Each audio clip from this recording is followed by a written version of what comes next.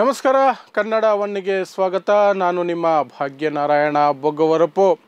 ಧರ್ಮಸ್ಥಳದಲ್ಲಿ ಹೆಣಗಳನ್ನು ಹೂತಿಡಲಾಗಿದೆ ಅಥವಾ ಹೂತಿದ್ದೇನೆ ಅಂತ ಒಬ್ಬ ವ್ಯಕ್ತಿ ಬಂದು ಹೇಳಿರುವುದು, ಅದರ ಬಗ್ಗೆ SIT ರಚನೆ ಆಗಿರೋದು, ಅದರ ತನಿಖೆ ನಡೀತಾ ಇರೋದು, ಶೋಧ ಕಾರ್ಯ ನಡೀತಾ ಇರೋದು ನಿಮಗೆಲ್ರಿಗೂ ಗೊತ್ತೇ ಇದೆ. ಇದರ ನಡುವೆ ಯಾರು ಅಲ್ಲಿ ನ್ಯಾಯ ಸಿಗಬಾರ್ದು ಅಂತಿದ್ದಾರೋ, ಯಾರು ಕಾಮಾಂಧರ ಪರವಾಗಿ ನಿಂತಿದ್ದಾರೋ, ಯಾರು ಈ SIT ತನಿಖೆಯನ್ನು ಮುಗಿಸ್ಬಿಡಬೇಕು, ಅದನ್ನು ಮುಂದುವರಿಯಕ್ಕೆ ಬಿಡಬಾರ್ದು, ಸತ್ಯ ಹೊರಗೆ ಬರೋದಕ್ಕೆ ಬಿಡಬಾರ್ದು ಅಂತ ಪರಿತಪಿಸ್ತಾ ಇದ್ದಾರೋ, ಇಲ್ಲದ ಪ್ರಯತ್ನಗಳನ್ನು ಮಾಡ್ತಿದ್ದಾರೋ ಅವರ ದಾಳ ನಿಮಗೆ ಗೊತ್ತಿರೋ ಹಾಗೆ BJP ಅಂದರೆ ಒಂದೇ ಆಗಿರುತ್ತೆ. ಏನು ಸಂಘ ಪರಿವಾರ ಅಂದ್ರೇನು?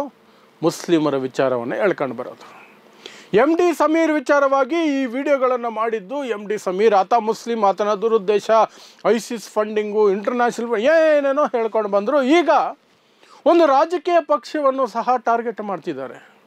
SDPI, social democratic party of India ಪಕ್ಷವನ್ನು ಟಾರ್ಗೆಟ್ ಮಾಡ್ತಿದ್ದಾರೆ. ಅವರು ಯಾಕೆ ಈ ವಿಚಾರವಾಗಿ ಮಾತಾಡ್ತಿದ್ದಾರೆ, ಅವರು ಯಾಕೆ ಇನ್ವಾಲ್ವ್ ಆಗ್ತಿದ್ದಾರೆ ಅಂತ.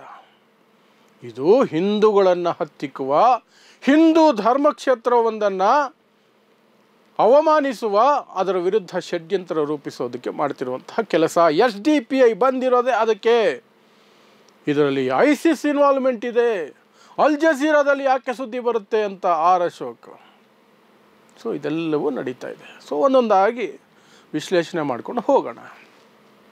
ಮೊದಲಿಗೆ SDPI ಯಾಕೆ ಬರಬೇಕು ಅಂತ ಕೇಳುವಂತಹ ಪ್ರಶ್ನೆ ಎಷ್ಟು ಮೂರ್ಖತನದ್ದು ಅಂತ. SDPI ಮಾತ್ರ ಅಲ್ಲ, ಯಾವುದೇ ಸಂಘಟನೆ, ಅದು ಒಡನಾಡಿ ಆಗಿರಬಹುದು, ಮೈಸೂರಿನ ಒಡನಾಡಿ ಆಗಿರಬಹುದು, SDPI ಆಗಿರಬಹುದು, ಯಾವುದೇ ಪೊಲಿಟಿಕಲ್ ಪಾರ್ಟಿ, ಆರ್ಗನೈಸೇಷನ್, ಯಾವುದೇ ವ್ಯಕ್ತಿಗಳು ಸಹ ಬರಬಹುದು. ಯಾಕಂದರೆ ಇದು ಸ್ವತಂತ್ರ ಭಾರತ, ಪ್ರಜಾಪ್ರಭುತ್ವ.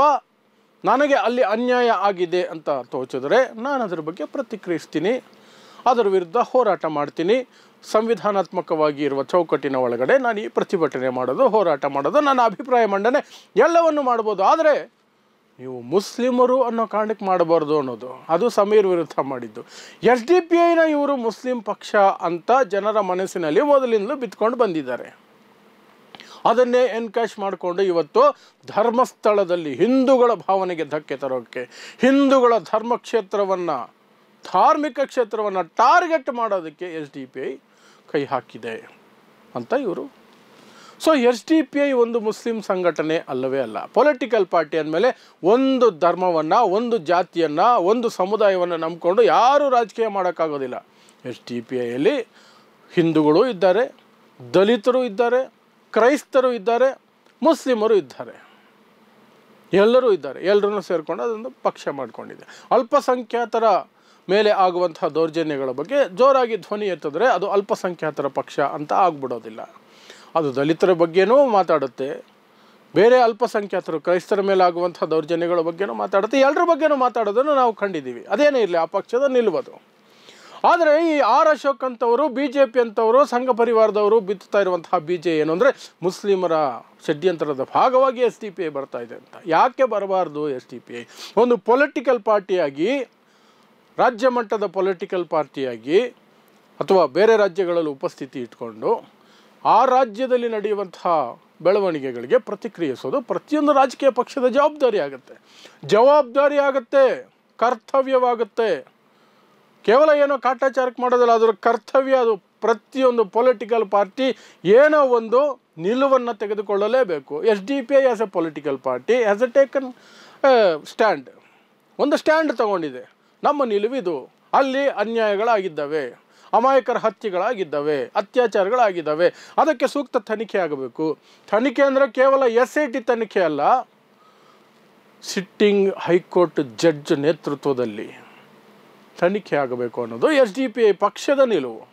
ಅವರು ಅದನ್ನೇ ಒತ್ತಾಯ ಮಾಡ್ತಿರೋದೆಲ್ಲ ಕಡೆ. ಅದೇ ರೀತಿಯಾಗಿ ಎಲ್ರಿಗೂ ಪತ್ರ ಬರೀತಿರೋದು, ಅವರು ಪ್ರತಿಭಟನೆಗಳನ್ನು ಮಾಡ್ತಿದ್ದಾರೆ.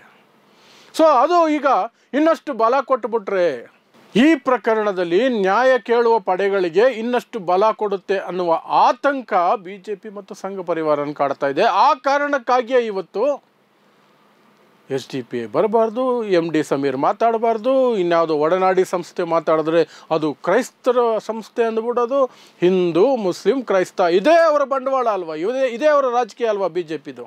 ಅದನ್ನು ಮುಂದಿಟ್ಕೊಂಡು ಈ SIT ತನಿಖೆ ಏನಿದೆ ಅದನ್ನು ಹೇಗಾದರೂ ಮಾಡಿ ಮುಗಿಸ್ಬಿಡ್ಬೇಕು ಅನ್ನುವ ನಿಲುವಿಗೆ ಅಥವಾ ಪ್ರಯತ್ನಕ್ಕೆ ಈಗ BJP ಬಂದಿದೆ. ಅದರ ಭಾಗವಾಗಿ ಇದನ್ನು ಹೇಳ್ತಾ ಇರೋದು. ಅದಕ್ಕೆ ಆರ್ ಅಶೋಕ್ ಅಲ್ ಜಜೀರಾದಲ್ಲಿ ಯಾಕೆ ಈ ಸುದ್ದಿಯನ್ನು ಪ್ರಸಾರ ಮಾಡಬೇಕು ಅಂತ.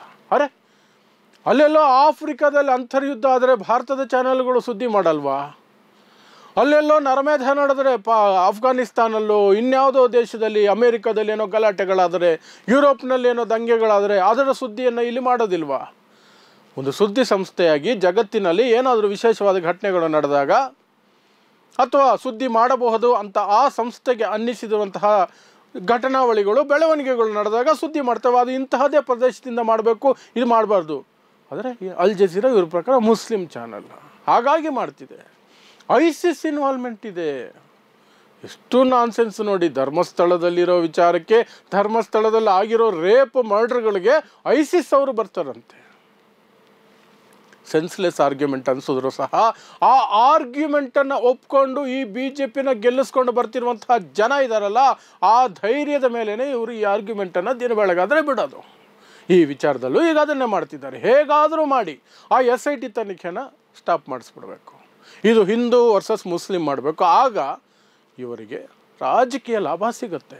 ಸತ್ತವರು ಹಾಳಾಗೋಗಲಿ, ಹೆಣ್ಣು ಮಕ್ಕಳು ಹಾಳಾಗೋಗಲಿ, ಅವರ ಸಾವಾಗಿದೆಯಾ, ಅತ್ಯಾಚಾರ ಆಗಿದೆಯಾ, ವಿ ಡೋಂಟ್ ಕೇರ್. ಅವ್ರು ಹಿಂದೂಗಳೇ, ನೋ, ಸೋ ವಾಟ್, ಅವ್ರಿಗೇನು ವ್ಯತ್ಯಾಸ ಆಗಲ್ಲ BJP ಅವ್ರಿಗೆ.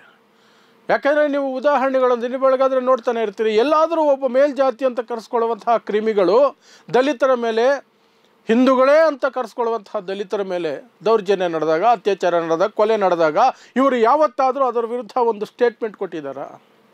ಅದೇ ಆರೋಪಿ ಮುಸ್ಲಿಂ ಆಗಿದ್ದರೆ ಬೀದಿಗೆ ಬಂದು ಗಂಟಲು ಹರ್ಕೊಳ್ತಾರೆ, ಬಂದ್ ಮಾಡ್ತಾರೆ, ದಂಗೆಗಳಿಗೆ, ನರಮೇಧಕ್ಕೆ, ಹಿಂಸೆಗೆ, ಪ್ರಚೋದನೆ ಮೇಲೆ ಪ್ರಚೋದನೆ ಕೊಡ್ತಾರೆ.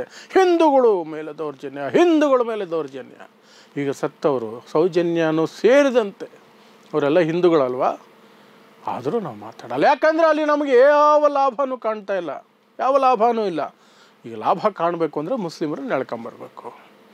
ಸೊ ಈ ಪ್ರಕರಣಕ್ಕೂ ಸಹ ಈ ರೀತಿ ಎಳ್ಕೊಂಡು ಬರ್ತಿದ್ದಾರೆ. ಅದರ ಭಾಗವಾಗಿ SDPI ಎನ್ನುವಂತಹ ರಾಜಕೀಯ ಪಕ್ಷವನ್ನು ಸಹ ಇವರು ಒಂದು ಧರ್ಮಕ್ಕೆ ಮೀಸಲು ಮಾಡಿ, ಆ ಧರ್ಮದವರು ಕಟ್ಟಿರುವ, ಆ ಧರ್ಮದವರದೇ ಅದು ಪಕ್ಷ, ಆ ಧರ್ಮದವರು ಸೇರಿಕೊಂಡು ಹಿಂದೂ ಧರ್ಮವನ್ನು ಟಾರ್ಗೆಟ್ ಮಾಡ್ತಿದ್ದಾರೆ. ಇಷ್ಟೇ, ಇನ್ನೇನೂ ಇಲ್ಲ. ಇದಿಷ್ಟು SDPI ಕುರಿತಾಗಿ BJP ಮಾಡ್ತಿರುವಂತಹ ಮೊಂಡುವಾದ ಅಥವಾ ದುರುದ್ದೇಶಪೂರಿತವಾದಂತಹ ವಾದ. ಇಂಥದ್ದನ್ನು ದಿನ ಬೆಳಗಾದರೆ ಇನ್ನೂ ಜಾಸ್ತಿ ಮಾಡ್ತಾರೆ. ಯಾಕೆಂದರೆ SIT ತನಿಖೆ ಚುರುಕಾಗಿ ನಡೀತಾ ಇದೆ. ಮುಂದಿನ ದಿನಗಳಲ್ಲಿ ತಾವು ರಕ್ಷಣೆ ಮಾಡಬೇಕು ಅಂದ್ಕೊಂಡಿರೋರಿಗೆ ಏನಾದರೂ ಆಪತ್ತಾಗ್ಬಿಟ್ರೆ, ಸೊ SITನೇ ನಿಂತೋದ್ರೆ ಆ ಇದು ನಡೆಯಲ್ಲ ಅಂತ. ಅಷ್ಟಿನ್ನೇನೂ ಇಲ್ಲ, ಅಷ್ಟೇ. ಇದಿಷ್ಟು SDPI ಕುರಿತಾಗಿ ಮತ್ತು BJP ಎತ್ತಿರುವಂತಹ ಪ್ರಶ್ನೆಗಳ ಕುರಿತಾಗಿ ನನ್ನ ವಿಶ್ಲೇಷಣೆ. ನೋಡ್ತಾ ಇರಿ ಸಮಾಜಕ್ಕಾಗಿ ಕನ್ನಡ 1 ನ್ಯೂಸ್. ನಮಸ್ಕಾರ.